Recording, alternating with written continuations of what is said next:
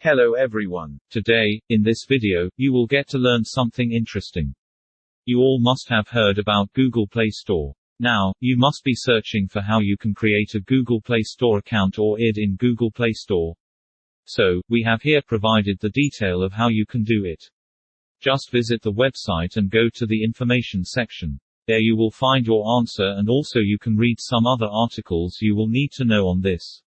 If you are searching for creating Play Store account, then you must have idea about why this account is created. Or why you require to create account in Play Store. Yes, some of you must be giving the answer to it that you know the reason. But, let's tell the answer so that it will be clear to those who are new to this. Google Play Store account is required for apps.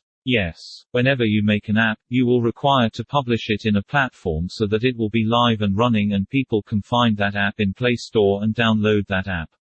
Now, you have got some idea on Google Play Store account.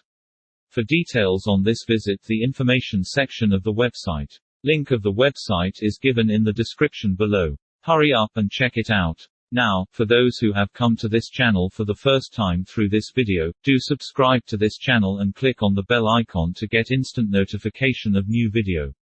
If you found this video helpful, then give it a thumbs up. If you have any query regarding this video, you can comment us below.